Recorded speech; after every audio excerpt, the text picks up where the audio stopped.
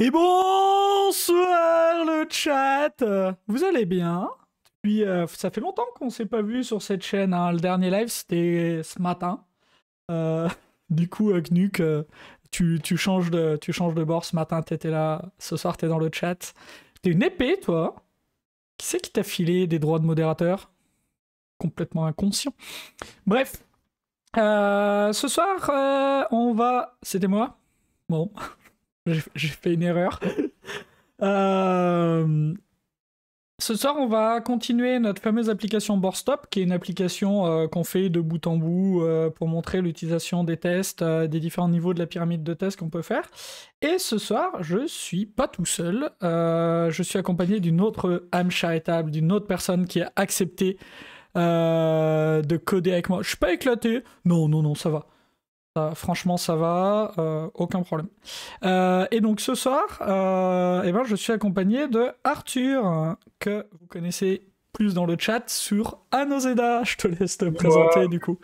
Ouais, bonjour, moi c'est Anoseda. Bon, bah voilà. En fait, je suis le client de Colin, enfin l'un des clients de Colin. Voilà, on s'est rencontrés sur une mission qu'on lui a confiée, et puis ça s'est bien passé.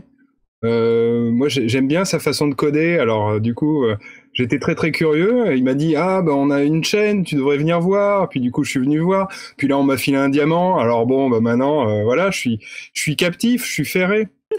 Je suis Ah, très content d'être là. alors mince, dur, c'est quoi qui est dur, Gnuk, du coup? C'était à quel moment où c'était dur? Je suis client de Colin, c'était avant, c'était après, je me rappelle plus. Ce qui était dur. Ah, ouais, avoir le diamant, ouais, ouais. Pourtant, le diamant, Non, c'est non, assez dur. ça va, ça va. Non, il a arrêté de travailler pour nous quand il m'a filé le diamant. Il n'y a pas du tout de lien. Voilà, c'est pas de la subornation ou je sais pas comment on appellerait ça. Oh là là, ça y est la glissade. Ça y est, c'est la glissade de Gnuk. Ça y est, ça y est. Ah bah dis 19h32, donc. 18h32. Ça glisse rapidement ce soir. Et oui, on s'est vu effectivement parce que t'as dû me subir sur un des projets que tu suivais. Et puis, ça t'a remis un tout petit peu de mojo pour venir nous voir au Crafter Lyon. Voilà, où tu t'es dit, tiens, ça a l'air rigolo, ça t'a remotivé. T'as un Bah retour ouais. peut-être pour les gens qui seraient là, qui seraient en ce début de live tranquille, qui se diraient, tiens, j'y vais pas. Ah ouais, non mais les crafters c'est trop cool. Donc en fait j'étais venu vous voir il y a très longtemps quand Greg Young et son copain Adam étaient venus présenter un peu de DDD. Moi je suivais un petit peu toute cette mouvance DDD, mais en solo dans mon coin, sans un groupe d'amis pour discuter de tout ça quoi. Je pouvais en parler à ma femme, mais elle est pas informaticienne alors c'est compliqué. La pauvre. Et voilà, et donc j'étais venu voir les crafters, je m'étais dit, oh, ils sont vraiment très très sympas. Puis depuis, effectivement, Gnuk a raison, je suis venu au Code Retreat, j'ai passé une super journée, j'ai terminé à faire de l'assembleur, c'est dire si c'était génial. Et ouais, je crois que je vais rester avec les crafters, ils sont vraiment vraiment bien. Effectivement, Nolwenn dit qu'il y a des gens bien qui traînent au Crafter. Il y a toi aussi, du coup, Nolwenn. C'est assez bizarre comme, C'est vrai. comme Il y a remarque. Thomas aussi que j'aime bien. Et voilà, il y a Nolwenn qui est dans le coin. Bon, bah écoutez, without further ado, est-ce qu'on a d'autres trucs à dire, nous, en intro? Non, on est bon, hein. Je pense qu'on est Ouais. bon. Without further ado, on peut reprendre bah, à peu près là où on s'en était arrêté la dernière fois sur Boardstop avec Hippo. Est-ce que tu peux nous expliquer un peu ta compréhension de ce machin, Arthur? Alors moi, ma compréhension de Boardstop, c'est que d'abord c'est une grosse démonstration de la pyramide de test. Le but c'est de présenter cette pyramide de test. Initialement, je crois que vous vouliez le faire avec Hippo en une seule session ou pas loin. Et puis bon, quand vous avez vu que vous aviez couvert un type de test en une session, là vous vous êtes dit non mais en fait on va faire une longue, on va faire une série. Et c'est comme ça que ça va se passer. Et sur le métier de Boardstop, pour moi en fait, vous essayez de proposer des activités à des gens qui s'ennuient. Pour ça, ben, vous allez regarder dans un catalogue qui vous est offert par des partenaires. Donc, finalement, ça commence avec une idée. On va voir ce que les partenaires ont à offrir autour de cette idée, j'imagine. Alors peut-être que parce que c'est les idées qui sont catégorisées, non, un truc comme ça. Non, j'ai rien compris Pas en tout à fait. fait, pas tout à fait, mais t'es pas loin. Ouais, Hippo se disait que ça passait en une session, c'était son premier live. Il était naïf. Je lui ai dit, ah, ça va être compliqué. Ouais, on va moins vite en live qu'en vrai. Effectivement, il y a bien des activités qu'on propose aux gens. Une activité dedans, il y a une idée. Donc c'est un label et une catégorie. Et donc ça, cette idée, c'est quelque chose qu'on va aller chercher sur une API externe pour l'instant. Et une activité, en fait, on va essayer de la supporter avec des partenaires. C'est le modèle économique de Boardstop. Pour dire, quand on propose une idée, en dessous, on essaie de te vendre des trucs. D'accord, c'est ça. Le modèle économique de Boardstop est celui-là. Et donc, on a, nous, des partenariats. L'idée, c'est d'avoir des partenariats, d'essayer de détecter des partenaires qui matchent bien à une idée et de donner cette activité avec, si on a de la chance, des partenaires. Alors, je sais pas où on en est sur les partenaires. Ah, bah, c'est propre. On a fait des trucs pas mal, voilà, avec des builders, des choses, des machins.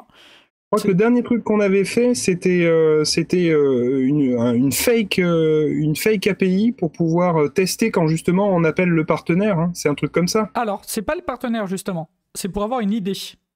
Ah. Il y a bien cette notion de idée et de partenaire. Donc les ID, on a fait la récupération de l'idée, la vraie récupération de l'idée, la gestion du fallback en cas de problème, la gestion du timeout. Et c'était pour tester ça où effectivement on a fait une fake API. On a exposé un fake endpoint pour tester cette implémentation de ce repository qu'on sait assez mauvais pour l'instant, mais on a fait un premier repository dans un premier temps. On sait qu'il est très perfectible, notamment parce que REST Template, ils sont en train de discuter de l'enlever et qu'il faut... Voilà, faut passer sur Web Client, mais c'est du réactive, on était moins à l'aise, c'est plus compliqué. Donc on a fait une première implème, mais on s'autorise sans aucun problème à le changer. Mais donc dans l'idée, ça veut dire que le repo des idées, c'est un service séparé de Boardstop. Quelque part, c'est un microservice dans une architecture de microservice. C'est un autre service externe. Alors là, on appelle une API. Alors je me rappelle plus comment elle s'appelle, mais je vais vous redire ça tout de suite. Elle s'appelle Board API. C'est une API publique. Voilà. Pour être tout à fait honnête avec vous, en fait, pour Boardstop, on voulait avoir une orchestration entre un truc externe et un truc à nous. Pour montrer comment on gérait ça, comment on gérait toute cette logique, comment le consolider. Et on a cherché des API ouvertes. On est tombé sur cette API pour avoir des idées quand on s'ennuie, et c'est comme ça qu'est né Boardstop. Et après, on a cherché un prétexte pour rajouter des trucs qui seraient persistés chez nous, et donc c'est de là que sont nés les partenaires. Bien compris. Voilà. Et donc, on en était là. Et donc, effectivement, tu disais, on a des secondary, mais pas de primary pour l'instant. Pas de primary. Donc, on peut pas être appelé, en fait. C'est triste. Pour l'instant, on a notre métier, on a un bout de logique, je crois, pour avoir les partenaires. Je crois qu'il y a un bout de choses qui est fait. Je sais plus, on va découvrir ça, parce que comme on en fait un tous les 2 mois, et qu'on fait autre chose de nos journées, franchement, on s'en rappelle pas. Mais effectivement, on peut pas être appelé, il va manquer des choses. Peut-être tu peux nous expliquer un peu ce que c'est cette histoire de domaine, d'infrastructure, de primary, de machin? Alors oui, je vais surtout expliquer la lecture que tu en fais, parce que je pense que c'est comme dans toutes les technologies, chacun après y apporte sa petite manière de faire. Tu l'as montré ce matin avec les Static Factory, dont tu es un très très friand. Hein, au-delà de 2 propriétés, paf, tu sors une Static Factory. Un builder. Ouais, un builder, oui, pardon. Et ouais, ça se ressemble quand même beaucoup, mais ok, d'accord. Et donc, toi, tu structures en général ton domaine en trois parties, finalement. Donc déjà, tu te fais un contexte séparé dans lequel tu vas parler d'une seule chose, mettons. Là-dedans, tu mets 3 parties. Tu vas mettre ce qu'on va probablement développer ce soir, qui est le primary. C'est ce qui nous contrôle. Donc, quelque part, c'est notre point d'entrée sur le système. Ensuite, tu vas avoir le domaine. Là, on est vraiment sur le métier de l'application, agnostique de la technologie, aucun framework, rien du tout, pas une annotation Spring, pas une annotation Attentity de Hibernate ou autre chose. Et parce qu'à un moment donné, il faut sans doute interagir avec des systèmes tiers, tu as tendance à les mettre dans une partie que tu appelles le secondary, qui implémente des interfaces du domaine, parce que il faut bien que dans le domaine, il y ait prévu les portes de sortie, et tu implémentes dans ton secondary ce qui te permet par exemple d'aller chercher des données dans un système tiers ou d'aller persister tes données dans une base de données par exemple. Donc ça, toi tu as fait un secondary avec un REST template et puis l'affect API, mais on n'a effectivement pas de primary, donc personne ne peut appeler notre domaine pour interagir avec nous, ce qui est un peu triste quand même. Bah, ce qui serait un peu l'objectif de ce soir. Et je sais pas si vous avez vu, comme ils sont trop cool mes clients, parce que j'arrive, je raconte des trucs, et ils comprennent. Et ça, si ça c'est pas la classe, quand même, j'écoute en réunion, hein. quand même un client qui bosse pas au quotidien, puisque tu contribues pas au quotidien sur le projet, loin de là. Non, moi je fais 8 heures de réunion par jour, hein. Ah, quelle vie, mais quelle vie. Mais voilà, qui contribue pas directement au projet et qui comprend l'architecture hexagonale, puisque, appelons un chat, c'est une architecture hexagonale. Du coup, on arrive au moment où ce serait vachement bien qu'on expose des trucs au reste du monde, parce que bon là, on rigole, on fait des machins et on s'amuse. Mais la dernière fois, le chat nous a dit non, on veut que vous fassiez... Oui, parce qu'on on a demandé l'avis du chat, hein, le chat ayant toujours raison. On préfère que vous fassiez les gestions de retry, de timeout, de fallback, plutôt que l'exposition de l'API. Donc nous, on s'est... voilà, on est écoute discipliné. le chat. Mais là, ce soir, bon, ce serait bien qu'on expose, qu'on commence à exposer quelque chose. Et chat, si vous avez des idées par quel bout on va attraper cette exposition. Et Arthur, pareil, si tu as des idées, je peux nous remettre en full cam. On n'a plus forcément besoin du support code pour l'instant.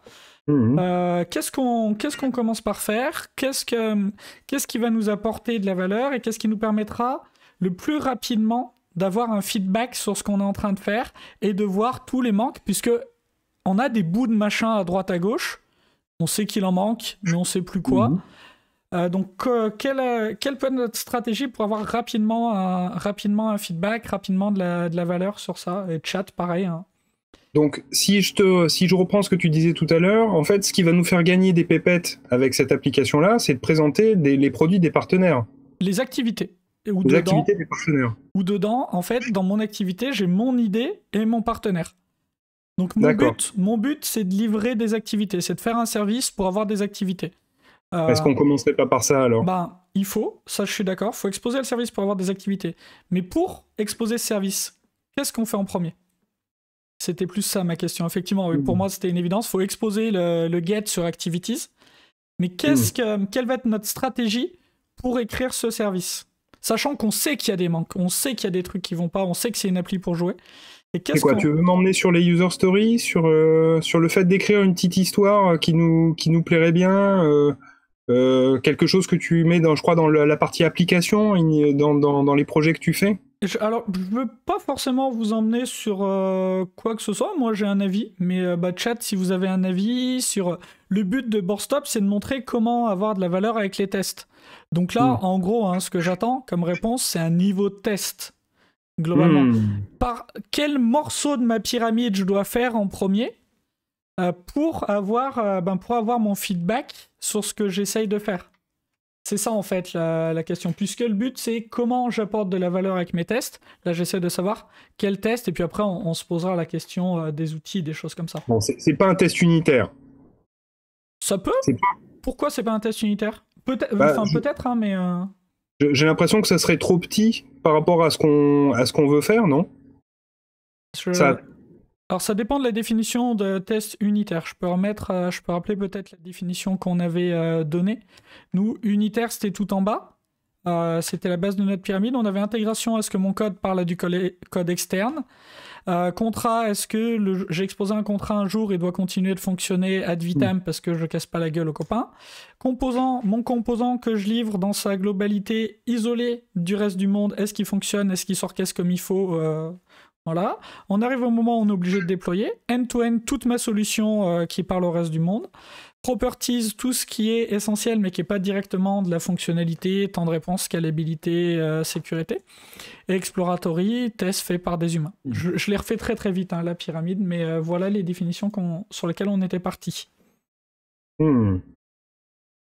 Bah, du coup, je réviserai presque ma vision. En fait, c'est peut-être encore des tests unitaires, mais sur la base d'un scénario qu'on voudrait commencer à écrire. Parce que toi, tu fais du TDD, si je ne m'abuse. Donc, ça veut dire que tu construis ton design aussi par les tests. Oui.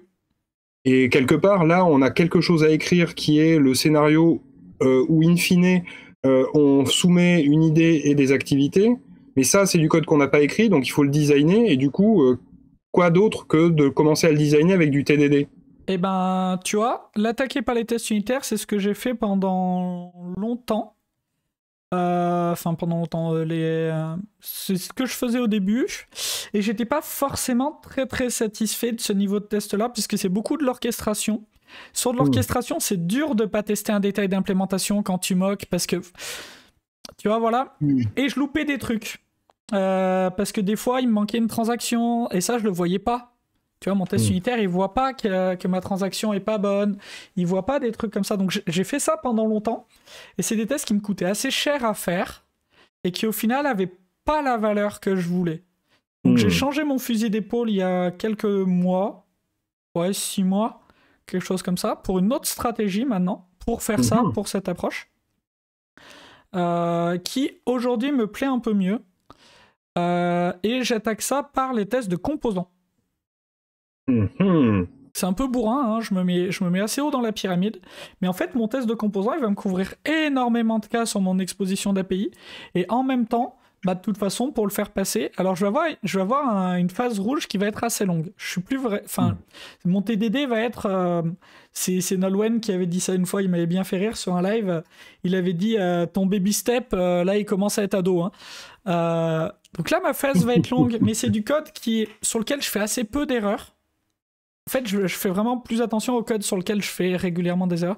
C'est du code sur lequel je fais au final assez peu d'erreurs. Les erreurs que je fais, c'est des erreurs de câblage à la con qui sont vues très très facilement avec un test de composants, qui sont difficiles à spotter avec un test unitaire. Et surtout, c'est des tests un peu fragiles dans le temps, là où mon test de composants, bon, ben, tant que je pète pas mon API, et ça, j'évite de le faire, ça se passe bien. Donc, moi, aujourd'hui, je l'aborde plus comme ça. Voilà, écoute, je suis drôlement curieux. Je crois que je n'ai jamais vu ça sur la chaîne de Hippon. Ah, si, on en a fait déjà. On en a fait sur Petball plusieurs fois. Ah. Sur ouais, mais vous aviez le masque sur le nez, on comprenait rien. Merci. Faites des lives de 9h, tiens. Mais non, c'était très bien. Alors, si j'ai de la chance, j'ai mis en place tout ce qu'il fallait pour avoir l'intégration Cucumber qui me plaît bien. Il y a Gnu qui dit, mais même quand il a pas le masque. Ouais, non, mais c'est ça. Alors, est-ce que j'ai le droit de bannir un modérateur, moi? C'est ça la vraie question. Et oui, j'ai le droit, on a déjà testé. On a déjà testé. Donc, je voulais juste linker l'intégration Cucumber qu'on va utiliser. Do it! Et là, on est gentil ici. Et donc cette intégration Cucumber, c'est celle, donc elle est faite dans BoardStop. Je l'ai copié-collé hein, globalement. C'est celle qui est dans l'article. Il n'y a pas plus de fioritures que ça. D'accord. Et donc on va commencer par se faire, pas du tout, un package un dossier pour nos tests de composants pour les activités. Donc là, je suis assez peu inspiré. Je vais ranger mes tests comme mes contextes. Et on verra bien où ça nous mènera. De toute façon, c'est comme tout le reste, ça se refactor, tout ça. Et donc là, je peux créer un fichier activities.feature. Un fichier feature, c'est un fichier Gherkin. Donc Gherkin, les cornichons. Hein. C'est pour ça que je proposais d'apporter un pot de cornichons, moi, ce matin. C'est ça. Et donc, je vais dire que je décris une feature. Donc, par exemple, on peut dire feature de récupération d'une activité. Ok. Et il va me falloir un premier scénario. Les cornichons dans le café, c'est un peu raide. Ouais, un peu. Je dois admettre, Nolwenn. Ah, c'était pour ce soir. Tu prends pas des cafés à cette heure-ci, Nolwenn? Est-ce qu'on a le droit de faire des PR sur Live Coding FR? J'espère. Et si c'est pas le cas, c'est mon mauvais. Que j'ai pas mis les bons droits comme je voulais. Mais théoriquement, t'as le droit. Et si c'est pas bon, faut me le dire et j'irai gratter. Alors des tickets, c'est sûr que tu peux. Des PR, je sais pas. Vous me direz. Si c'est pas bon, je regarderai. C'est trop tôt pour demain le café ou trop tard pour aujourd'hui. Ouais, ok. J'ai access denied. Ah, pas de chance. Alors ils se font que en HTTPS, pas en SSH, malheureusement, no push. Ah, mais t'as access denied quand tu veux faire quoi? Quand tu veux push une paire? Alors, j'ai peut-être pas forcément regardé ça ce soir. Parce que bon, aller trouver le bon machin, la bonne option qui va bien, ça risque d'être un peu compliqué. Pipeline fork, merge request. Oh, everyone with access. Attends, j'ai trouvé un truc. Tiens, hop, tu me diras si c'est mieux. Ouais, tu peux le forker, mais bon, il est public sur le GitLab Ipon. J'ai changé un truc, Quentin, tu me diras si c'est mieux. Et donc, mon scénario, je vais essayer d'écrire le scénario du premier cas qui m'intéresse. Du coup, quel serait ce premier cas, Arthur? Tu voudrais quand même pas commencer par ne retourner aucune activité? Non, là, non. Sur un test de composants, non, ça m'intéresse pas, puisque mon service de récupération d'une activité me donne forcément une activité. Tu vois, mon but, c'est, je vais avoir un endpoint qui dit get sur activity, et pour une fois et une seule, mon API REST n'exposera pas une collection de ressources, puisqu'ici, je n'en ai bien qu'une. Get sur activity, ça donne une activity. Quoi qu'il arrive, je dois avoir une activité, en fait. Eh oui, parce que sinon, on ira pas. C'est l'activité qui prend où on a une bière s'il y a rien. C'est ça. Ah bah ouais. Ça serait bien, ça.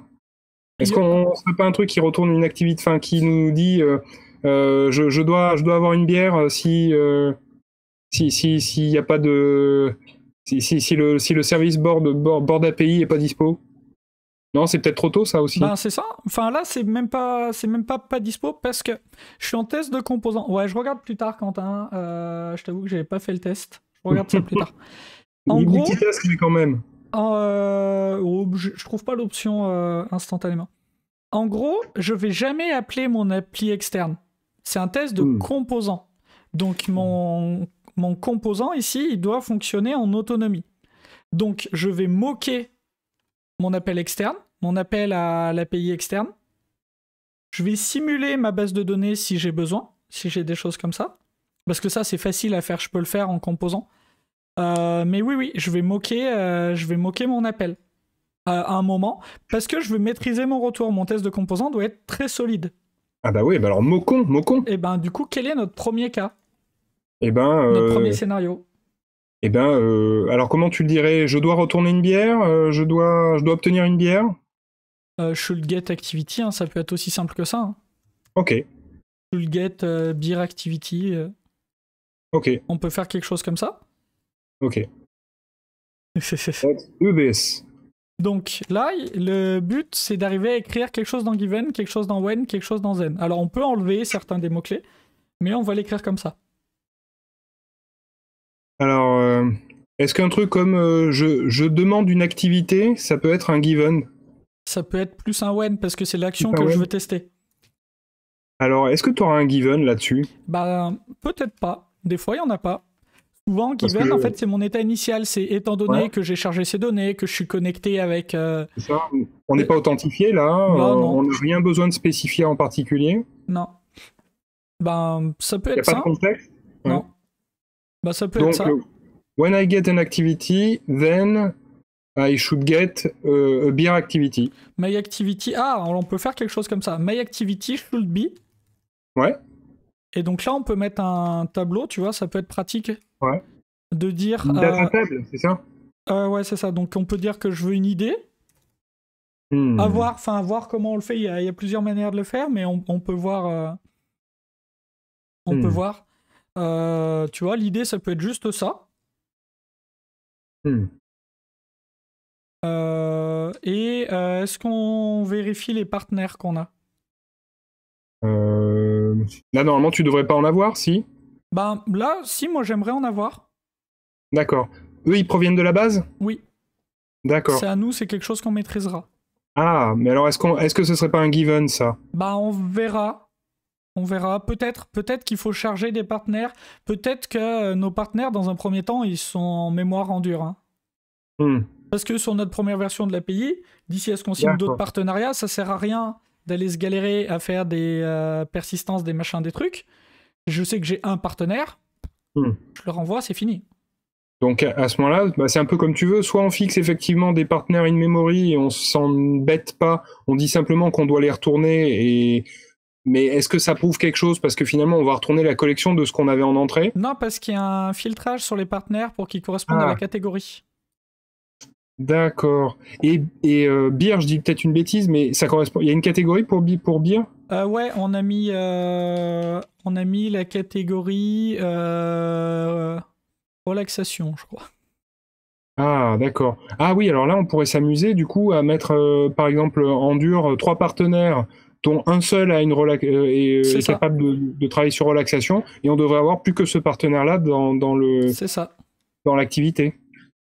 Donc on va faire différemment. On va faire My activity should be beer and My partner, my partners.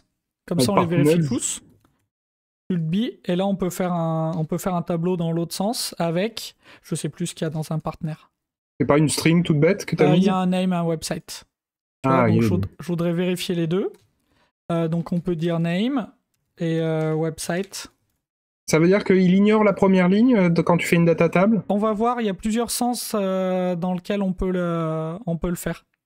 Hmm. C'est assez intéressant comme feature de Cucumber. Donc on s'invente un partenaire qui s'appelle Beers and Beers. Très bien. Parce que why the fuck not. Hmm. Et leur website c'est beersandbeers.com. J'espère que ça n'existe pas. Si ça n'existe pas, il faut le copyrighter très vite. Mais voilà. Et tu vois, donc on peut faire ça. Et donc là, on a écrit notre scénario qui doit être compréhensible par un expert du métier. C'est l'idée que ce soit lisible comme ça. Should get beer activity. When I get an activity, then my activity should be beer and my partners should be name, website. Et si j'ajoute d'autres infos, d'autres choses, je pourrais enrichir tout ça. Très bien. Donc maintenant, on a écrit du code un peu magique et c'est là où il y a des grosses incompréhensions sur Cucumber. C'est les gens me disent bah, c'est bien gentil ça, mais enfin ça sert à rien. C'est juste une description, c'est une spec et tu dis que les specs ça valide rien. Donc je comprends pas pourquoi ça validerait quelque chose. Mais c'est quand même modulaire dans la mesure où j'imagine que en fait là chacune de tes lignes ça doit correspondre à un step. Et ce step, ensuite, tu dois pouvoir les mélanger, c'est-à-dire que tu dois pouvoir combiner des choses différemment pour Et merde, ça existe. faire d'autres scénarios comme ça, non? C'est ça, mais ça existe, on n'a pas de chance.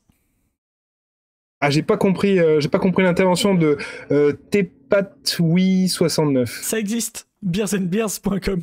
Ah merde, d'accord. .fr .fr. Alors. Sinon, ma prochaine proposition sur les bières, ça serait Beer Hunter. Ça serait pas mal, ça. C'est pas mal. En rapport avec Deer Hunter, le chasseur de cerfs, je sais pas si vous voyez. Bon, référence vidéoludique, pardon. Mais on va essayer Beer Hunter, ça me plaît bien. Oh, il le prend. Oh, bien il sûr. Écoute. Ouais, j'ai le rôle de PO là ce soir en fait. Tu as le rôle de driver. De driver, je drive. Dans un pair programming. Donc là, ce que j'ai fait, c'est que je me suis créé un package primary dans mon infrastructure qui va me permettre d'implémenter mes steps. Donc une step, c'est quoi? C'est une classe un peu particulière qui est obligée d'être publique et qui va être vue. Gnuc. Enfin, Gnuc. Gnuc. Non et non. Non. Elle est valide. Je prends. Par rapport au... Non, on l'avait. En fait, c'est ce code qu'on appelle le code de glue qui va lier le texte avec ce que ça fait vraiment. Et donc ici, si je me fais un activities step, c'est une classe, rien de particulier, dans laquelle je vais pouvoir injecter un test rest template. Donc ça fait partie de l'astuce d'intégration que j'utilise, où en fait mon test rest template est outillé pour tracer toutes les requêtes. Donc comme ça, j'ai tout mon historique de test à un endroit où je peux aller l'accéder avec des JSON paths, c'est pratique. Un live précédent. Quel live précédent? Je suis un amour en live. Personne n'a à se venger de moi. Et moi, je troll pas trop dans le chat, je crois. Ouais. Et donc là, je vais définir en fait le lien entre la phrase qui est là et ce que ça doit vraiment faire. Ok. Donc là, je vais lui dire get activity. Là, c'est rest.get quelque chose, quoi, Tout à probablement. fait. Get for entity, donc ça c'est du C'est du standard REST template Spring. c'est ça. API/activity. Ne faisons pas de trucs compliqués. Void parce que je m'en fous, je veux pas lire le retour. Donc là déjà, on vient de designer notre API, un driver qui codait H2G2. Ouais, c'est des choses qui arrivent. Il n'est jamais arrivé ce live. Mais là, du coup, Cucumber, quand il va lire ça, il va venir faire cette invocation et il va exécuter ça. Donc c'est le code de glue qui lit le texte, donc mon API, mon DSL, à ce que ça fait vraiment. Et donc on va écrire les autres assez simplement. Et c'est une bonne idée d'avoir fait ça parce que là, my activity should be. Donc il y a plusieurs manières de le faire. Je peux faire ça. Là, c'est ce qu'on va faire. Je dis que je prends une chaîne, mais on peut faire des regex aussi si on veut. Selon le besoin. Moi, ça me gêne pas d'avoir les doubles cotes. Déjà parce que les chaînes de caractères, c'est comme le repas, c'est entre cotes. Superbe. Et ça me gêne pas, je trouve ça lisible et je trouve cette syntaxe assez lisible. Et donc là, on va faire un should get activity. Activity. Tac. Et donc là, je vais injecter mon activité. Ok. Et là, maintenant, il s'agit d'aller vérifier le résultat de cet appel. Ouais. Et là, du coup, avec un void, tu vas pas t'en sortir. Et si, parce qu'en fait, rappel, mon REST template ici est câblé pour alimenter un truc qui s'appelle un Cucumber test context, qui a une méthode getElement qui prend un JSON path.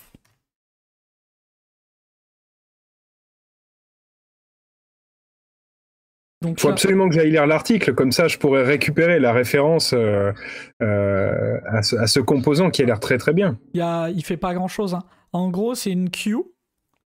Quand il y a un appel à test REST template qui est fait n'importe lequel, ça va tracer dans cette queue. Et derrière, il y a des petites méthodes pour récupérer le statut. Donc j'ai une pile vraiment de tous les appels, de toutes les réponses, de tous les statuts, ce qui me permet de me balader facilement entre mes étapes. Et il y a besoin d'avoir ce contexte. Ouais, je comprends bien l'idée. Du coup, effectivement, le void, tu vas systématiquement mettre du void dans tous tes appels, puisque en fait, tu te fous du type de retour. Non, parce que des fois, je vais faire l'appel et la vérif tout de suite, ça va dépendre de mon scénario. Des fois, je peux lire tout de suite. Ça dépend du scénario, là, pour le coup. Et donc là, ça doit être égal à mon activité. Donc là, je viens de décider que mon API, c'était celle-là, et que dans mon retour, j'avais un truc qui s'appelait ID à la racine, qui contenait mon ID. Donc là, je vais mettre un peu de refactoring, un import statique, et maintenant... Juste parce que là c'est intéressant ça, là tu utilises à nouveau Assertj, c'est-à-dire que quelque part... Cucumber ne préjuge pas du mécanisme par lequel tu fais tes vérifications. Il te permet juste de faire la glue, quoi. C'est ça. Lui, il fait ça, et il va me fournir des petits mappings sympathiques comme celui qu'on va voir là. Should get partners. Donc là, j'ai un tableau avec une ligne d'en-tête et potentiellement différentes lignes. Alors... Vous allez voir, la signature est un peu bizarre, mais en fait, elle s'explique. Ici, si je prends une liste de map string string,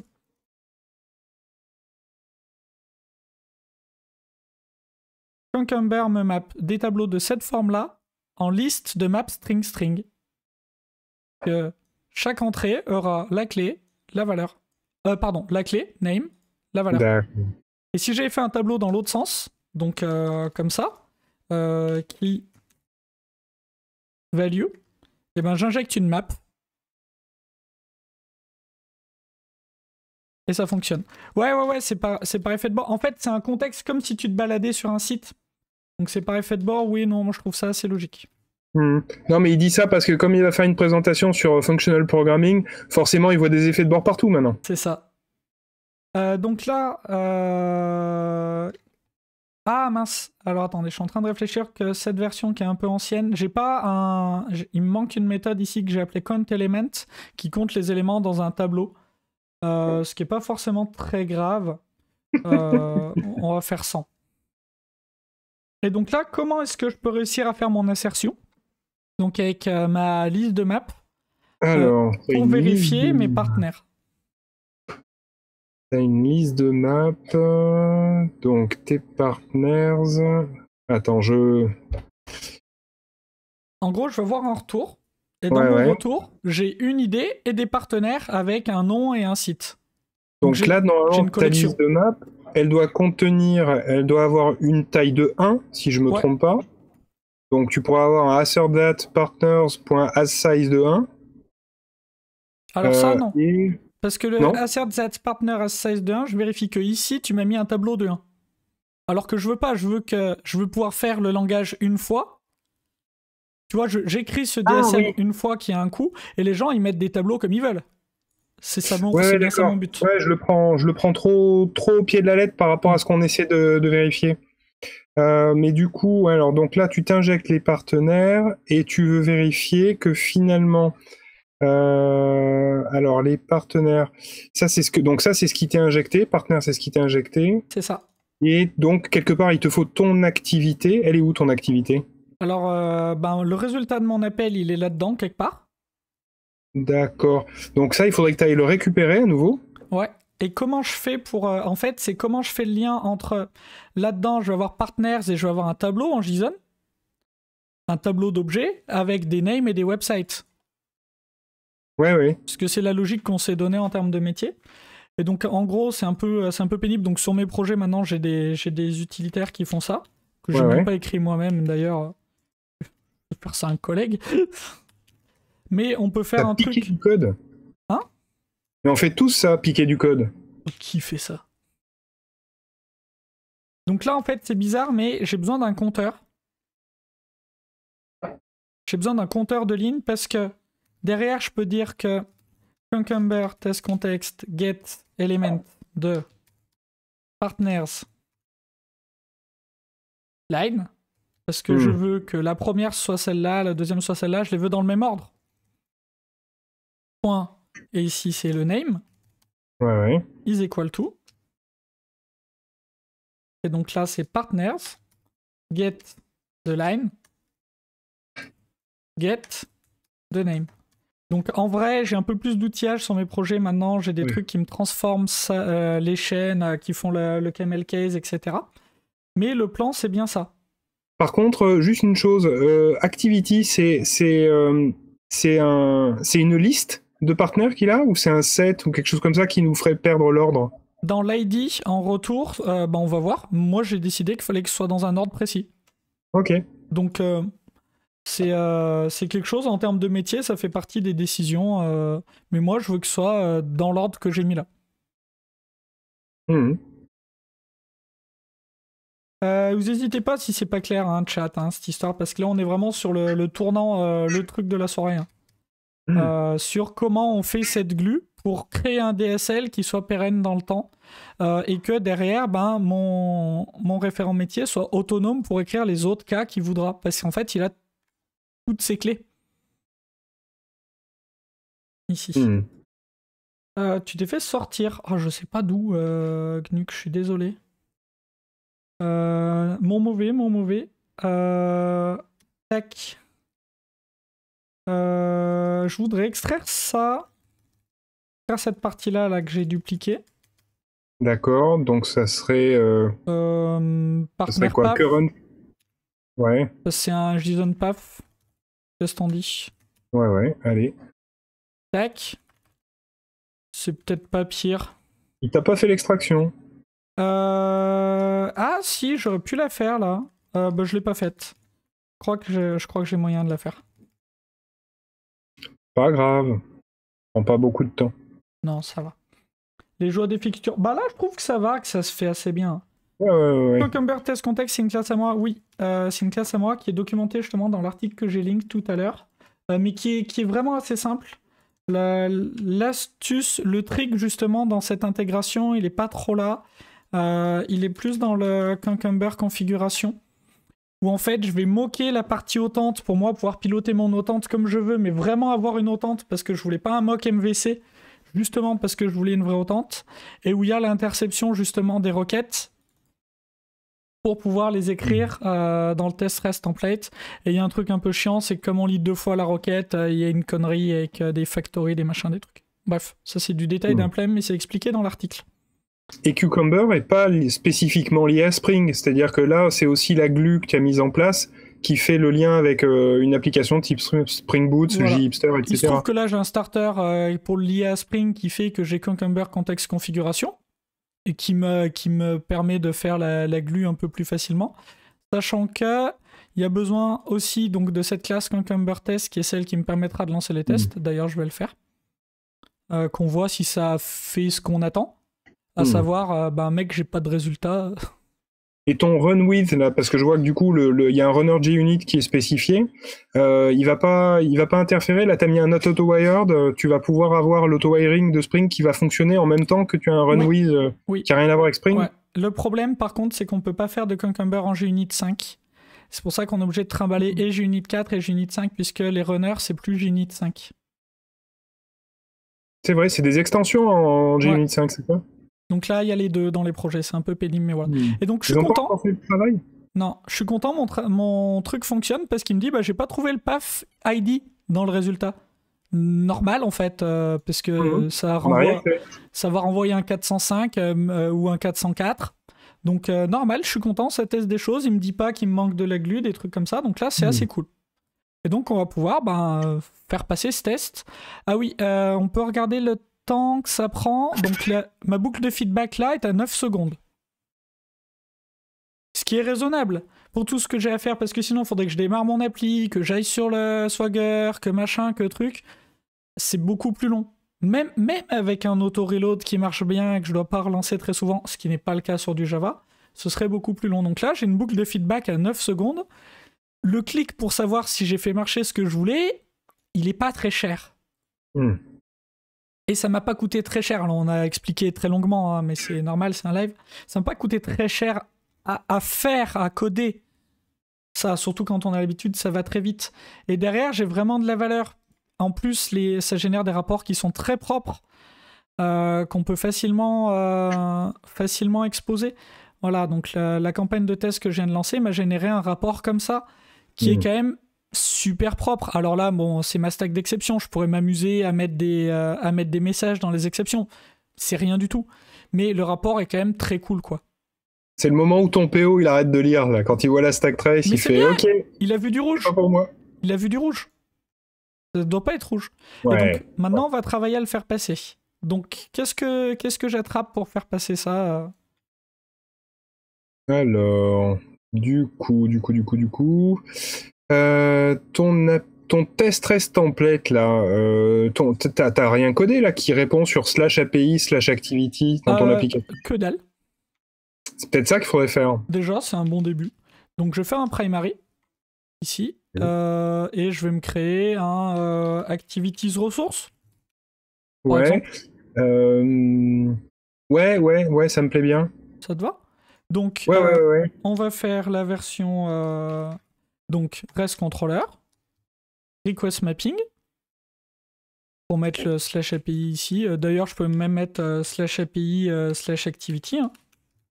Je peux le mettre là. Donc là, normalement, je mettrai toutes les annotations Swagger, qu'on va pas forcément faire ce soir, c'est pas le but de ce live, mais en vrai, là, j'ai des annotations Swagger, c'est important de documenter ces API. Je fais mon get mapping, ici. Je peux quand même mettre un petit API opération que ça ressemble à quelque chose. Donc ici, mon API opération, ça va être get an activity. Ouais, allez, quand même. Allez, ça coûte pas bien cher. À ta API, je vais juste la taguer activities. Alors pour que ça arrive au bon endroit. Globalement, dans les projets, j'ai l'impression que c'est l'endroit sur lequel tu mets un gros effort de documentation. Hein, l'API. Ouais. Les API que j'expose, c'est vraiment super important. Je fais gaffe à ça. Par contre, là, tu vois, je vais pas documenter mon retour d'erreur parce que c'est un autre truc dont on parlera dans un autre live sûrement. C'est un peu touchy tout ce qui est lié aux erreurs, donc on va y aller comme ça.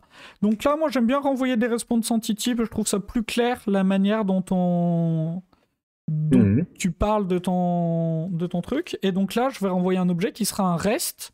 Un REST activity. On l'a déjà codé, celui-là, ou pas encore? Rien. On vient de créer le package On a primary. vraiment rien fait. Eh oui, il serait dans le primary et on n'a rien fait, le package n'existait pas. C'est ça. Bien sûr.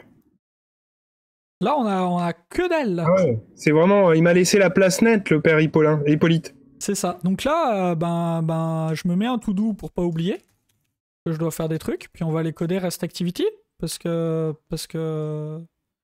à un moment, faut coder quoi. Donc vous avez vu, ce qui est intéressant, c'est que comme mes packages ont une forte cohésion et un faible couplage, je peux tout mettre en visibilité package. Et ça, c'est super important. Parce que ça va vraiment me faciliter l'utilisation au quotidien. Donc là, tu vois, j'ai vraiment... Pardon, je termine. Là, en fait, je mets... donc ça, c'est de la documentation Swagger. Je leur donne un nom, parce que je veux pas que ça s'appelle REST Activity à l'extérieur. Je veux que ça l'expose comme Activity. Le fait que ce soit du REST et que ce soit moi, mon transport REST, ça m'intéresse moi. Je pense que ça n'intéresse pas de ouf les autres. Et je vais mettre ma description. An ideal activity for you. Quelque chose comme ça. Ouais, j'allais dire que le fait de mettre des classes en package private ou package protected plutôt, comme tu le fais, je le vois vraiment comme une évolution de style vers laquelle la communauté Java est en train d'aller. C'est pas un truc que je voyais faire il y a ne serait-ce que 4-5 ans en arrière. Et je trouve ça très très bien parce que déjà ça fait beaucoup moins verbeux et souvent c'est une critique qu'on fait du langage Java qu'il est extrêmement verbeux et toutes les évolutions récentes elles sont je trouve orientées vers la réduction du rapport signal sur bruit. On a de moins en moins de trucs qui servent à rien, des interfaces qui servent à rien, on se retrouve avec les classes, la programmation fonctionnelle, etc. Ça va tout à fait dans ce sens-là, mais c'est vraiment une question de style, je trouve, c'est-à-dire qu'il y a un mouvement de communauté qui va aussi vers ça. On le voit avec JUnit 5 qui vire cette obligation d'avoir des classes publiques, des méthodes publiques. Alors, c'est intéressant que tu le vois. Je sais pas si j'ai vu tant d'autres devs que ça le faire. Non, mais JUnit 5, oui. Typiquement. Oui, là, typiquement, on l'a sous les yeux. On l'a sous les yeux. Bon, là, je fais un mapping. Alors, j'en reparle pas parce qu'on l'a fait plein de fois, ce mapping dans l'autre sens. Mais en gros, static factory, comme ce matin. Et je veux convertir une activité du domaine en activité REST que j'expose. Et donc, ce qui m'intéresse ici, c'est de la sérialiser en JSON. Parce que le reste ne m'intéresse pas. La seule chose qui m'intéresse pour une REST activity, c'est ce que ça se sérialise comme je l'attends. Et ce test-là est très important, puisque c'est un test de contrat, puisque si ce test-là casse, je suis peut-être en train de casser mon contrat sur mon payload. Donc, là, je vais assert that, donc j'ai une classe utilitaire qui s'appelle test.json. Pareil, vous pouvez le trouver facilement. Sous le beaucoup, il y a aussi beaucoup d'évolutions depuis Java 9, modularisation du JDK. Oui, tout à fait. Notre fameux rt.jar qui s'est fait découper, modulariser. Et c'est assez pratique. Rest activity from. Donc là, est-ce que j'ai un activities fixture? Non, on n'a pas ça. Alors attendez. Tech, parce que je me rappelle plus. Sur optional, je réponds à Gnuc là parce que la remarque est hyper intéressante. Il dit qu'il y a une certaine incompréhension du fonctionnement de certains machins comme optional et l'API stream. L'API stream, j'ai l'impression que maintenant ça y est, c'est acquis. Les gens développent avec. C'est vrai qu'au moment où ça a été introduit, se poser la question sur les projets, de dire les gens vont pas réussir à suivre parce que c'est trop nouveau. Alors est-ce que j'utilise, est-ce que je l'utilise pas? Pour moi, maintenant, on est vraiment passé au-delà, heureusement. Sur optional, par contre, j'ai lu des trucs, il y a des vrais débats sur, par exemple, est-ce que j'utilise optional comme type de retour uniquement ou aussi pour des paramètres? On a, je crois que c'est Brian Goetz qui dit uniquement pour les types de retour, et par contre, on voit que Colin utilise optional sur les paramètres, ça lui pose pas de problème, et il trouve que ça lui donne des méthodes beaucoup plus expressives.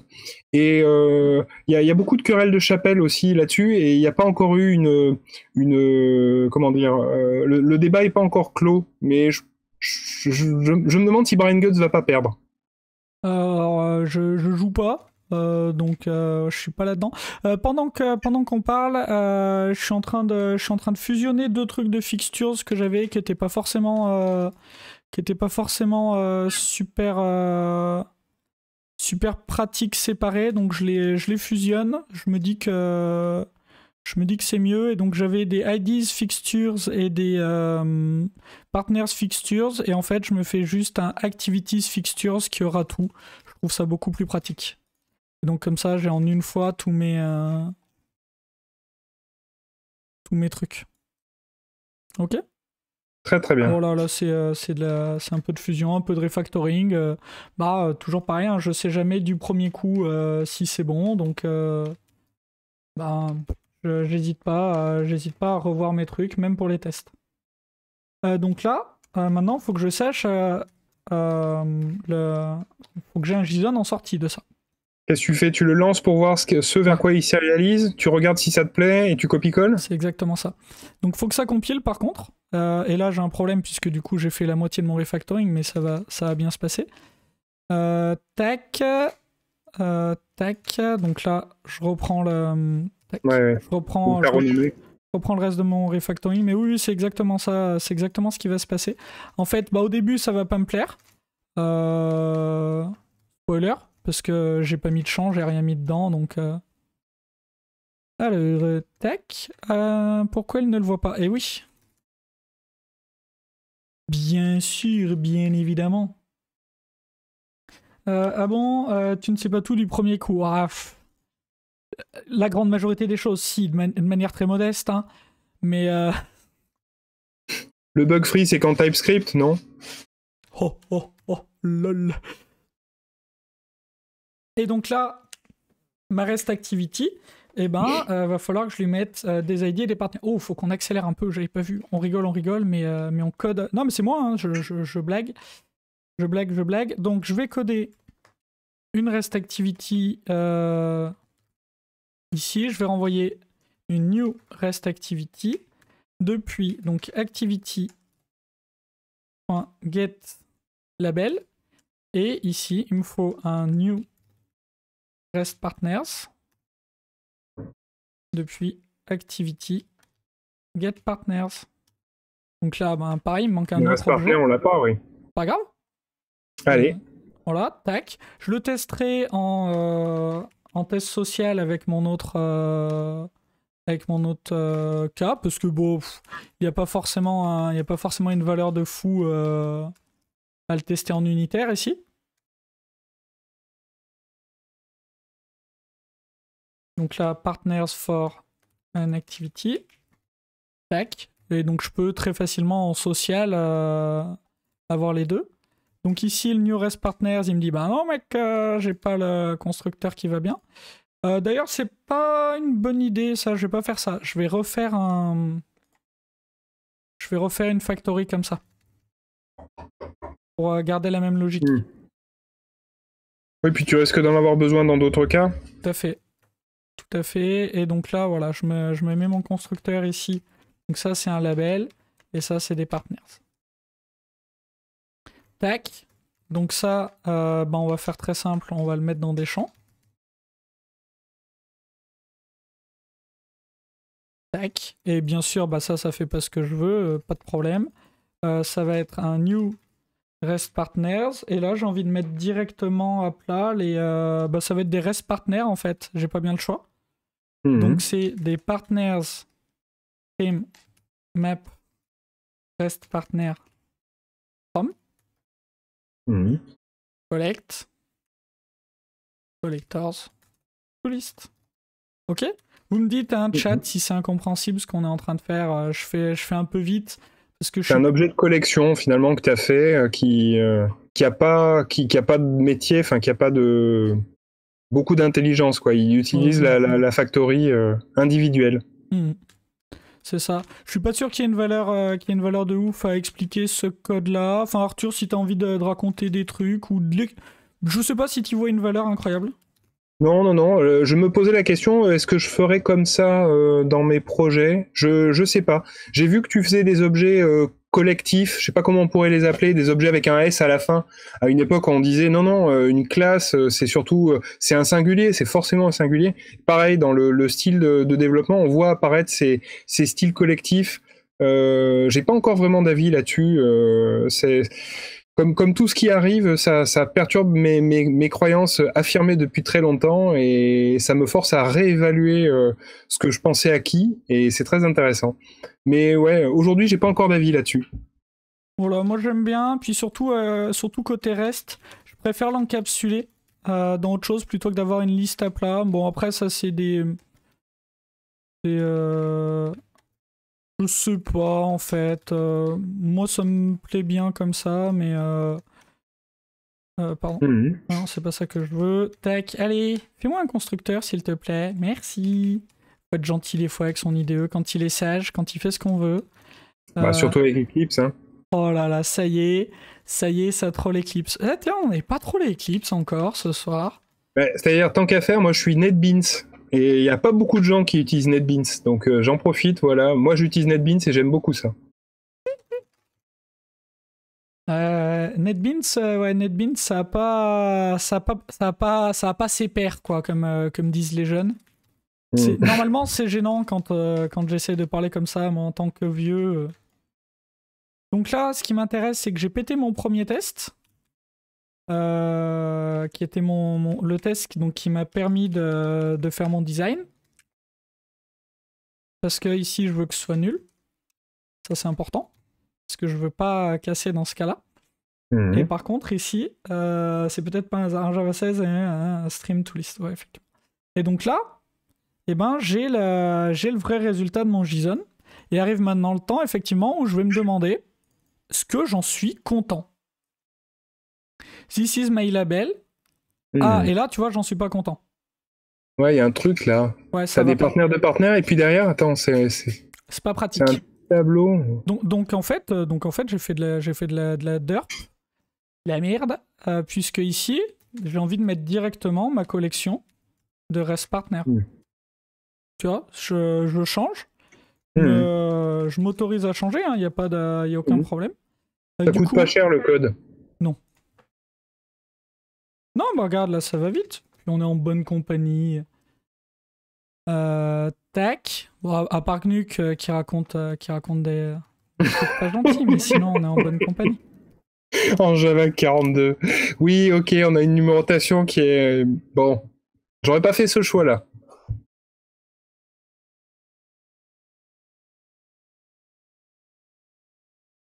C'est pour la bonne cause, c'est pour avoir des évolutions tous les 6 mois. C'est ça. Et donc là, j'enlève mon partner, effectivement, il t'embêtait tout à l'heure, il m'embête aussi, il meurt. Au revoir. Ah. Voilà. Le numéro de patch aussi des VM Oracle est pas mal. Où en fait, comme ils en avaient marre d'avoir des numéros qui décalent dans leur, je sais pas, dans leur intégration continue ou autre, du coup ils ont prévu des plages. Donc vous avez il y a des numéros qui n'existent plus, quoi. C'est fabuleux. Update 201, update, c'est fabuleux. C'est pas mal, effectivement. Tac, tac. Voilà, je fais juste un peu de lisibilité. Et donc j'ai cette fois un JSON qui me plaît bien. Et donc là, on peut peut-être relancer notre test Cucumber. Là, ça devrait marcher. Maintenant, on a exposé un endpoint. Ça devrait être trop cool, non? Si c'est vert, je prendrai une Beer Hunter. Tiens, c'est intéressant comme remarque. À aucun endroit, on a dit qu'on moquait notre appel à l'API externe. Ça, faut peut-être qu'on le fasse.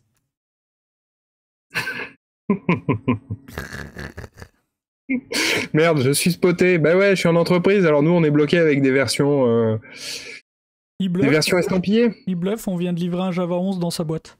C'est vrai. En prod. C'est vrai. Très bien. Hier. Ouais, elle marche très bien. Enfin, en tout cas, on n'a pas de retour. On n'a peut-être pas d'utilisateur.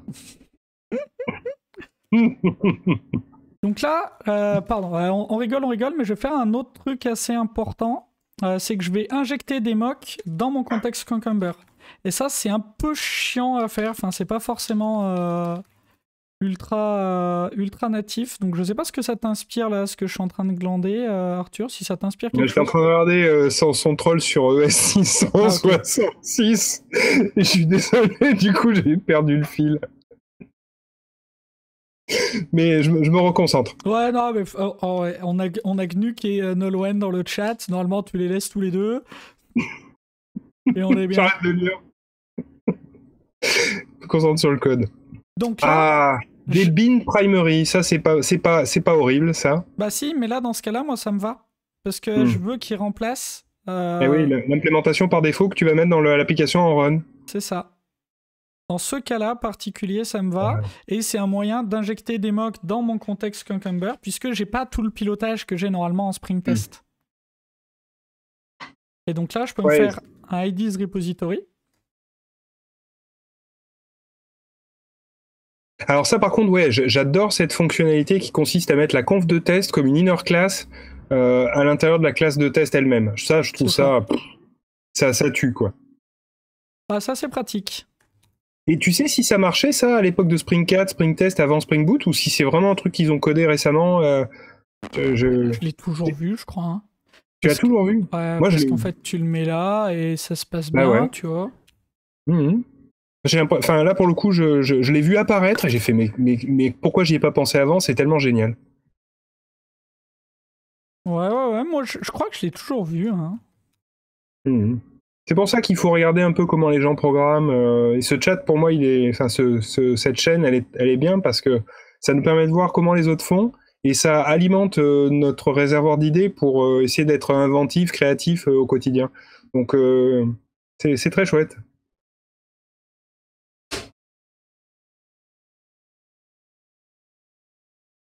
Moi, ça me fait me lever le matin maintenant. Incroyable. Il y a du code après les annotations. Ouais, ça arrive. Putain. Casse les couilles. Pardon. Et encore, ça va, il a pas sorti du Lombok ou des trucs comme ça. Hein. Alors, et je t'en remercie. Je me respecte un minimum. Non, là, ça va, je suis sur des trucs propres.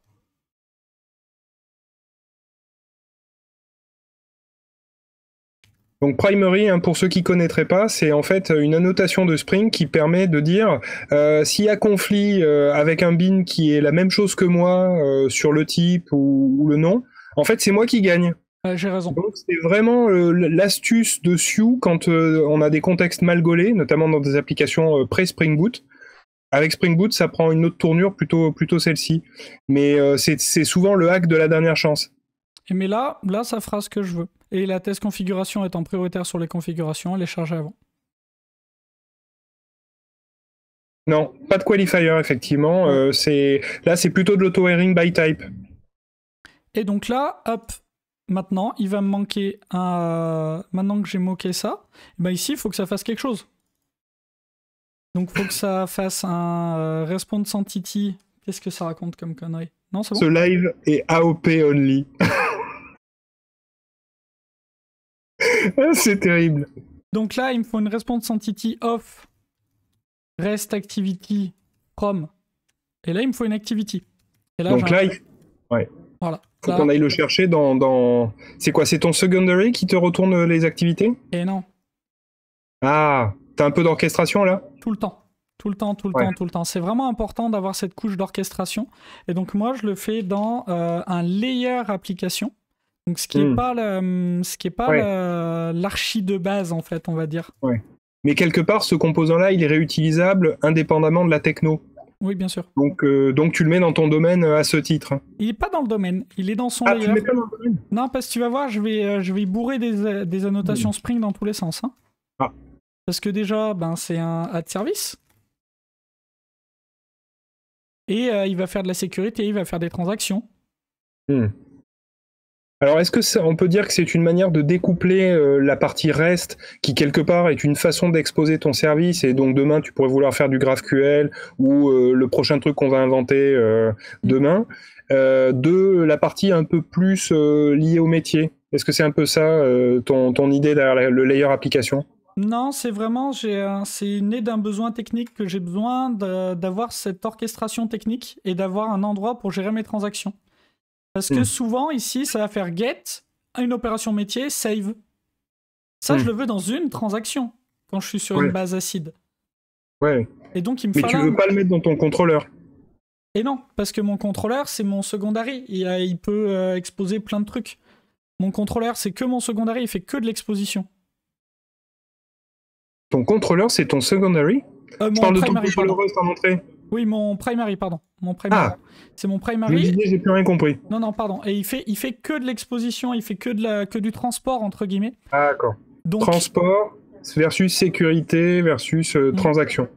Ouais, c'est ça, c'est dans l'infra. En gros, ici, dans Primary, indifféremment, je peux avoir des ressources ou des listeners. Ils vont appeler souvent les mêmes méthodes de mon application service. Tu vois, mon listener qui appelle ça, pas de problème. Ok, donc ça, faut que ça me renvoie une activité. Et comment je construis une activité? Avec une ID et des partenaires. Donc t'as quoi? T'as un partners repo, j'imagine? Ouais, là.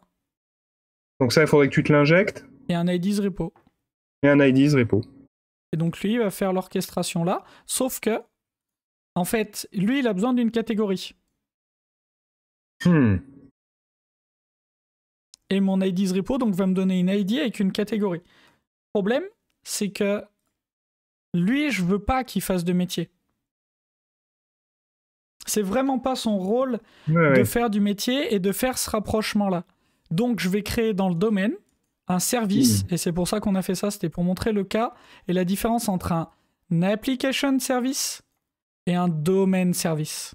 Tu veux dire que tout ça a été ourdi de longue date? Très longue date, puisqu'on n'en fait pas souvent. Ouais, un domaine service, on n'en voit pas souvent. Hein. On n'en voit pas souvent. Hein. C'est vraiment rare comme besoin, mais là, j'ai le besoin. C'est un des rares cas où j'ai ce besoin. C'est que j'ai 2 trucs pour construire mon agrégat, une orchestration à faire qui est du métier. Alors, c'est extrêmement simple comme orchestration, hein, mais c'est pour montrer l'exemple. Et c'est vraiment, vraiment très rare qu'on ait besoin d'un domaine service. Hein. Vraiment. Et tu pouvais ni le mettre dans l'activité, ni dans l'idée, ni dans le partenaire. J'ai nulle part où ça a du sens. Moi, je comprends pas pourquoi il n'y a pas plus de hype dans le chat. Oui, faut qu'on voit. Toi, tu dois partir à 20h ou pas? Plus ou moins, oui. Eh ben allez, on va rusher un tout petit peu. Donc, comment est-ce qu'on l'appelle ce domaine service? Donc, il va travailler sur la catégorie. En fait, il va appeler le repository d'activité, prendre une activité, prendre sa catégorie, aller demander au repository de partenaires de donner des partenaires et construire. Pour l'instant, il fait ça. Demain, il fera peut-être d'autres choses, des filtrages, des machins. Ouais. C'est peut-être lui qui fera la logique de quel est mon meilleur partenaire. D'accord, donc une sorte de ranking ou de... Ouais, donc... En tout cas, c'est l'idée de trouver le partenaire adéquat ou... Mais il va aussi chercher l'activité. Ouais. Alors, faute de mieux qu'on n'y passe pas trop de temps, pour l'instant, j'ai un Activities Factory. Ouais. Parce qu'on fait du Java, donc il faut bien faire des factories. Et donc, mon idée ici, ce serait d'avoir un moment, quelque part, d'une manière ou d'une autre, un Activities Factory dans mon application service. Et lui, il ferait juste activities.next. Ok, il délègue au métier ce truc-là. Sauf que faut que j'arrive à construire mon Activities Factory. Et en fait, mon Activities Factory, pour le construire, je vais avoir besoin de mes 2 repos. Donc ton partners repo et ton ID repo. C'est ça. Et donc ici, en fait, je peux m'injecter. Tu transfères par le constructeur. Et donc là, c'est des injections. Il va me donner les c'est quoi des factories? T'avais qu'à être là ce matin. Ah bah t'étais là ce matin. Qu'est-ce que tu foutais? Non, mais il était content que ça s'arrête avant les Abstract Factory et les Factory Method. C'est ça. Donc là, quoi, tu vas mettre un auto-wired sur le public et puis voilà. Est-ce que tu as besoin que ce soit public, ce truc? Ah oui. Oui, parce que tu l'appelles depuis ton primary. J'ai besoin... Oui, ça, oui. Lui, j'ai besoin qu'il soit public. Le constructeur, je suis pas sûr. Et donc là, il me manque ma méthode next. Pas de problème, ma méthode next. Et donc, je peux remettre mes paramètres dans des champs. Que là, tout va bien. C'était avant le café, c'est ça. Et donc là, je vais faire ma logique. Et j'ai toujours un test qui me valide tout ça. Je suis toujours piloté par un test, mais je vous ai dit, c'est une step qui est beaucoup plus longue. Mais d'expérience, ça m'apporte beaucoup plus de valeur de le faire comme ça. Et donc là, je vais faire « Donne-moi la prochaine idée ». Je vais la stocker. D'ailleurs, tu prends la catégorie. C'est une ID, c'est ça. Bah, je peux renvoyer directement une new activity de ID et partners. Partners repo. Alors, comment tu l'as appelé? Partners. Find find, et t'as la catégorie. Nickel. Tac. Et donc là, avec un peu de chat, ça marche. On est d'accord? On va tester ça. Allez, pan, run. Lève-toi et marche. Et donc là, on va avoir au moins un premier problème qui est évident. Enfin, je vous en parle, mais en fait, il va y en avoir d'autres. Donc là, c'est pas celui qu'on a vu. Déjà, on a un problème de security configuration où par défaut, c'est sécurisé. Et du coup, on n'est pas authentifié, on va se faire tèche. Donc ça, je vais le faire tout de suite avant qu'on oublie. C'est peu intéressant. Très franchement. Oui, parce que tu as du Spring Security, tu es sur une base quoi, JHipster, c'est ça? Ouais, c'est ça, c'est du JHipster. Slash API, slash activity, et lui, on va mettre un permittal. Voilà, donc ça déjà, normalement, si je l'ai mis au bon endroit, ça devrait bien se passer. Maintenant, le problème que j'ai, il me dit illegal state exception, fail to load application context caused by no such bin exception, no qualifying bin of type partners repository. Ah, et c'est quoi? Il est pas annoté repository? Il est pas... Qu'est-ce qui se passe? On l'a pas fait? Bah non. Ah ben oui, on l'a juste fait l'interface dans le domaine et on n'a pas fait l'implémentation dans le secondary. Depuis très longtemps, on a fait toute notre logique et tous nos trucs avec l'interface et ça allait très bien et on a pu voir quel serait mon besoin. Ben oui, parce qu'elle était moquée sans doute dans tous les tests. Ouais, c'est ça. Et comme on a dit tout à l'heure, bah, je vais faire très simplement un in-memory partners repository qui m'ira très bien. T'as pas qualifié tes bins parce que t'as pas de bin? Non. Ou j'ai pas compris la question. Ouais, je pense que c'est une blague, mais elle est trop perchée. Trop méta. Ouais.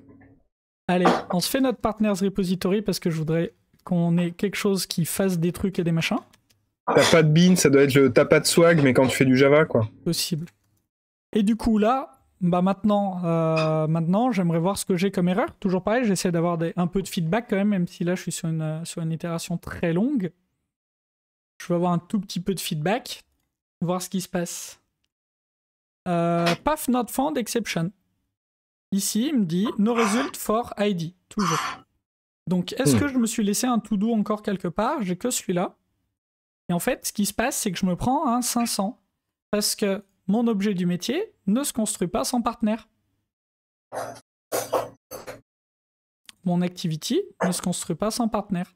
Et donc, si je vais en debug et que je regarde, je me suis pris un 500. Donc, forcément, il n'y a pas ID dans mes 500, dans mes payloads de 500. Donc ici, ben, il faut vraiment que je fasse quelque chose. Donc dans un premier temps, je peux faire une première implémentation complètement absurde qui renvoie des nouveaux partenaires. Alors il faut que je me rappelle comment ça marche, hein, cette histoire.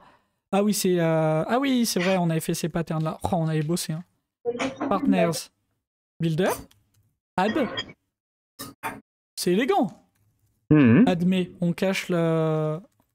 Alors attends, et après partner, ça se fait avec un builder aussi? Eh oui. Et oui. Comme il y a deux strings, je veux pas me tromper.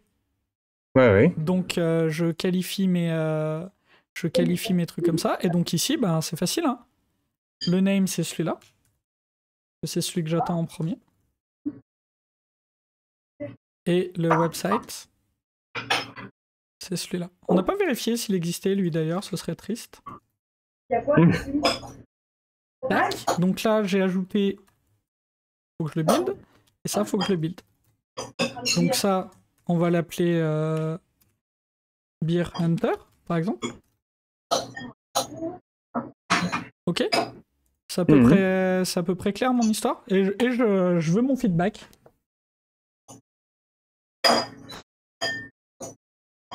Pas mal. Chat, est-ce que ça s'entend que mes gamins sont en train de bouffer? Un peu. Bon. Ah, toujours pété. Donc là, maintenant, il va falloir voir ce qui se passe. Je leur dis de réduire le bruit, alors. Non. Les enfants, faites un peu moins de bruit en bouffant. T'inquiète. Et donc là, on va juste aller voir ce qui se passe en debug. Oula, non, en debug, ici. Incroyable. Quelle autorité. Mais oui. Mais en fait, comme sinon, ils sont enfermés à la cave... Eh oui. On est obligé. C'est ça. Et donc là, je peux aller voir ma réponse. Quelle est ma réponse? Réponse label. Ah bah c'est label. Haha, chapeau l'autiste. Je l'ai appelé label alors que dans l'autre, dans mon test, je l'ai pas appelé label. Je l'ai appelé ID. Dans ma step. D'accord, donc on s'est planté de libellé. Ouais, c'est ça. Mais c'est pas grave, on a changé d'avis, on a le droit. Tu vois, parce que ici, c'est pas génial. Ah, quoique, qui c'est qui a raison? Si, c'est le label d'une activité. Et je vois pas d'endroit où t'as le label dans l'API. Ah oui, d'accord, dans l'objet de l'API. Ouais. Arthur, faut qu'on passe en full cam. Oh mon dieu. C'est le moment de faire un dab. Parce que là, attends, je remets quand même que les gens voient que je les arnaque pas. On a c'est vert. notre API en entier, on a fait un full round qui fonctionne. C'était pas gagné, dis donc. Mais c'est toujours aussi impressionnant. C'est pas mal. Parce qu'en fait, là, j'ai validé absolument tout ce qui a été fait. Alors, bien sûr, là, je vais pas committer comme ça. Je vais committer juste en me laissant un indice pour le mois de dans 2 mois quand je ferai un prochain live sur ça. Qui dira ici. To do. Là, il faut rendre ça dynamique. Activity by catégorie. Déjà, dans un premier temps, on va voir comment on fait pour avoir des partners by catégorie. Comment je fais pour avoir des partenaires par catégorie. Ça veut pas forcément dire que je vais faire une logique, une persistance, un machin. Mais là, pour l'instant, mon partenaire... un filtering. C'est Beer Hunter pour tout le monde. Mais demain, il va falloir l'implémenter. Mais pas forcément une persistance. J'ai pas besoin tout de suite d'aller chercher une persistance. Je peux faire un truc en mémoire. Là, est-ce que, chat, vous êtes tous convaincus qu'on a un web service sur Activity qui répond correctement des activités? On peut refaire des choses hein, s'il y a des doutes. Par exemple, si vous avez un doute qu'on est en train de vous arnaquer, on peut dire que je veux l'activité pouette. Je peux volontairement casser mon test, c'est ma phase raid. Alors on l'a fait plusieurs fois, mais c'était sur d'autres choses. Et on va vérifier que si je demande l'activité avec pouette à la fin, eh ben mon test va échouer. Et parce que j'attendais bière et j'ai eu bière pouette. Et ça, c'est quand même la classe. Et toujours pareil, je suis à mon feedback à 8 secondes et quelques. Avec mon PC qui est en train de streamer et tout, donc qui a de la ressource de prise quand même pas mal. Et c'est linéaire avec le nombre de tests ou c'est globalement c'est un coût constant à peu près? Un coût constant de démarrage qui est le boot de ton application. Donc plus tu vas mettre du test containers, plus ton coût initial est cher. Globalement, puisque tu as tes conteneurs à démarrer. On a noté quelque chose. Moi, donc sur le projet sur lequel on travaille, j'ai à peu près 35 secondes en local pour la campagne Concumber complète sur un Linux. Yannick qui est sur Windows, il est à 8 minutes. Parce que monter les images Docker, ça lui coûte un peu plus cher. Ah ouais, un peu plus, hein. Voilà, donc lui, il a pas c'est pas la même expérience. Alors tu balances sur Yannick quand même, il est sous Windows. Ouais, Yannick travaille sous Windows. Bah écoute, chacun travaille comme il veut. Mais voilà, il est à 5 à 8 minutes, quelque chose comme ça. Donc c'est vrai que il a pas la même... ça lui fait pas pareil de... Mec, faut que tu lances les tests Cucumber. Lui, son clic, il lui coûte cher. Ouais, c'est ça. Voilà, c'est un peu plus cher, c'est un peu plus pénible. Mais moi, tu vois, avec mes feedbacks... Là, ils sont à 8 secondes parce que je démarre pas de trucs externes, mais même à 30 secondes, même à 40 secondes, c'est beaucoup moins cher que de démarrer un truc à côté. Et en plus, là, sur le projet où on est nous, moi, sur ce feedback à 35 secondes, c'est un projet où il y a de l'asynchronisme de partout, donc on a des systèmes de wait avec des retries de partout, donc qui rajoutent un coût.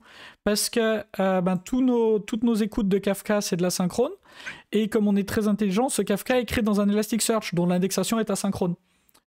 Je vois pas du tout de quel projet tu parles. Voilà, et donc sur ce projet-là, tout ça rajoute un peu de temps, et même là, on est à 30-40 secondes en vrai de boucle de feedback, ce qui est fort raisonnable. Carrément. Donc, t'as ton coût initial de démarrage de l'appli, et après, c'est comment t'as gaulé tes tests. Alors nous, on a utilisé des tricks, on a des flags pour savoir si on a déjà chargé une donnée ou si on vient de la virer, pour éviter de la recharger pour rien. pour gagner des secondes à droite à gauche. C'est assez facile à coder, ça se fait bien. C'est des grandes classes statiques, c'est des grandes maps statiques qui font des trucs, quoi. Mais moi, je trouve... Alors, ça fait une step qui est très longue. Encore une fois, je faisais pas ça avant. Je faisais en test unitaire, chaque étape. Mais ces tests unitaires me coûtaient vraiment cher. Et ils étaient un peu troués et tout. Donc là, maintenant, je préfère faire cette step longue. Sachant que j'ai fait des steps de tests unitaires à l'intérieur. Je sais pas si vous les avez repérés. Mais on a notre gros test et dedans, j'ai quand même fait des petites boucles internes. Ouais. Puis ne serait-ce que sur les objets de ton API, tu as quand même fait un minimum de tests dessus. Hein. J'ai fait mes petites boucles internes. Et si j'avais fait un vrai repository, j'aurais mes petites boucles internes. Dès que je vais faire une vraie implème de mon repo, il y aura des boucles. Mais ce test-là me dit en 2 secondes, non mec, t'es full bourré, t'as pas mis... il te manque un bin, quoi. Et donc je le trouve vraiment super intéressant. Et je trouve que le coût supplémentaire qu'ajoute l'écriture de cette glue, avec cet outillage de pile de résultats que je peux parser ou que je peux attaquer en JSON Path, et en fait, même ça me fait gagner du temps. Donc je trouve pas que ça ait un coût. Et derrière, j'ai un résultat qui m'intéresse beaucoup, qui est vraiment lisible par mes PO, etc. Donc même le fait d'écrire la feature et même le fait d'avoir la glue, moi aujourd'hui, ça me fait gagner du temps. Donc ça me plaît bien comme approche.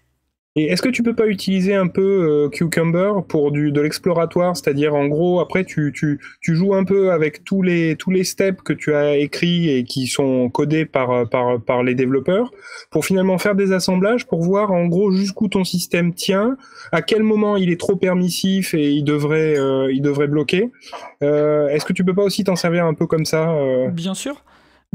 Là typiquement on disait Cucumber en TDD, ça se fait toujours bien. C'est ce qu'on vient de faire, en fait. Et ouais, moi, aucun problème. Je te dis, c'est ma nouvelle manière de travailler pour l'exposition d'API. Et vraiment très bien. Ouais, peut-être en exploratoire. Mais moi, par exemple, tu vois, là, sur Elasticsearch, là, sur le projet qui nous intéresse, on a une indexation sur un des trucs qui est un peu complexe.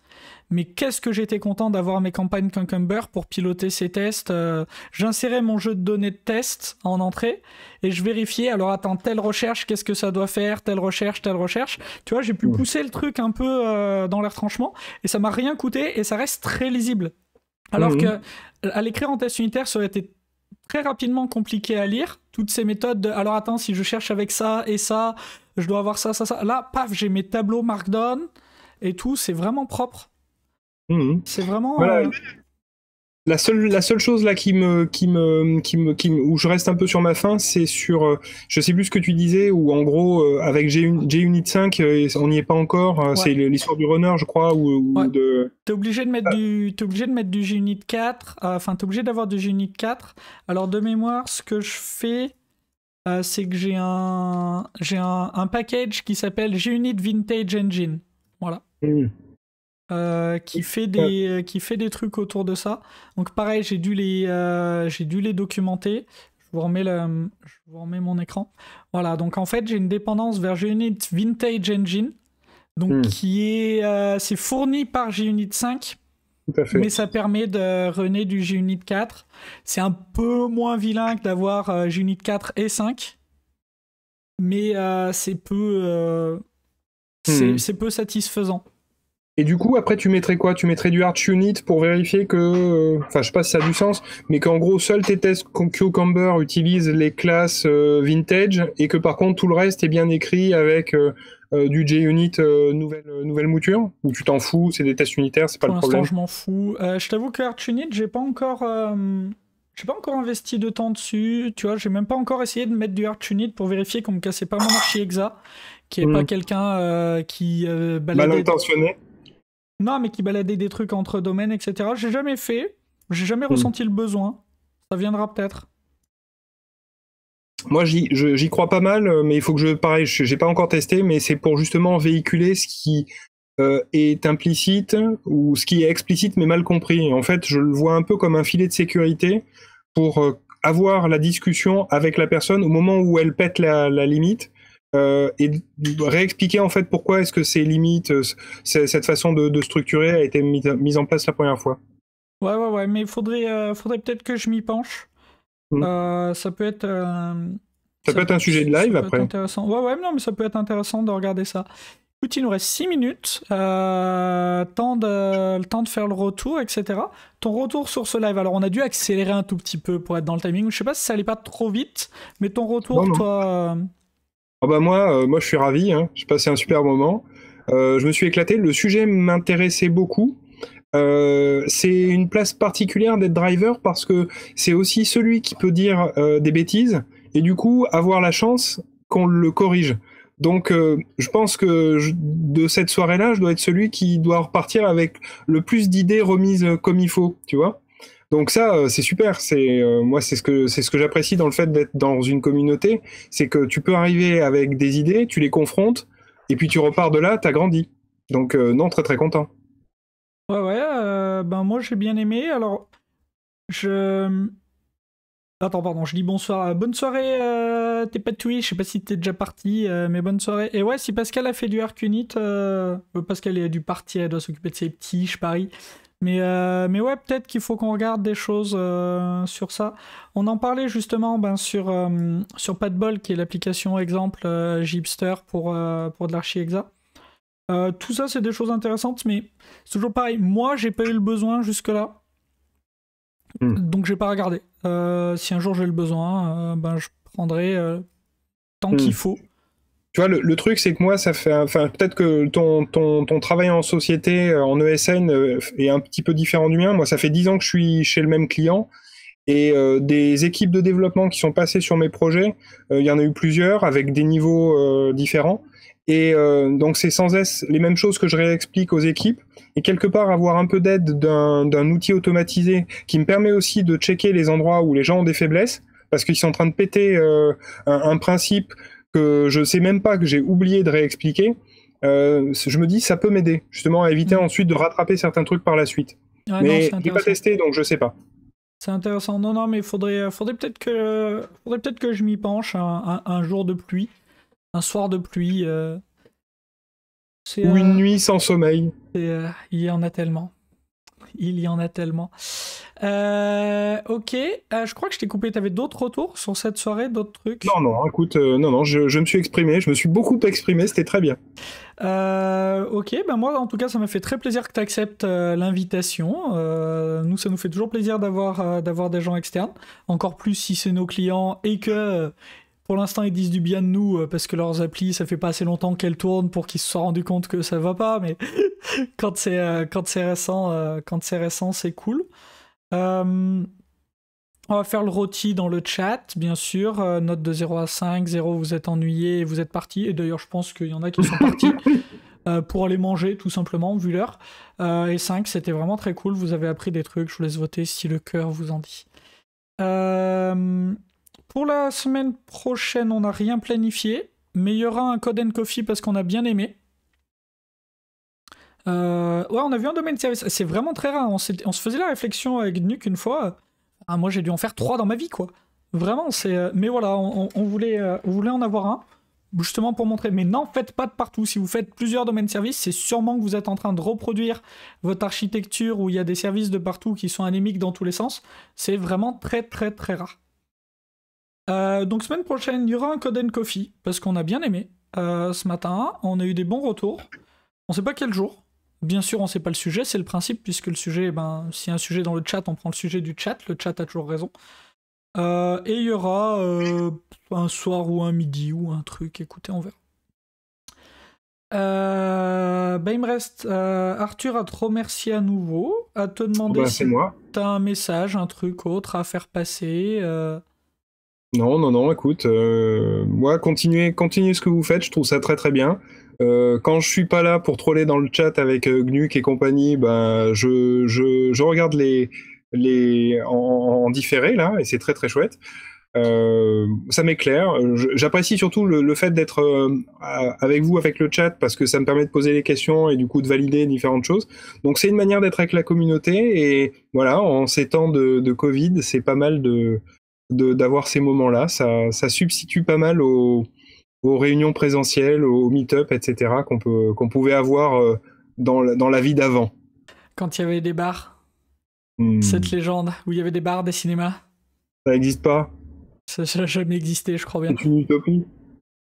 Ok, eh ben écoutez, si l'envie te prend de revenir faire un petit live sur cette chaîne, c'est bien sûr avec grand plaisir.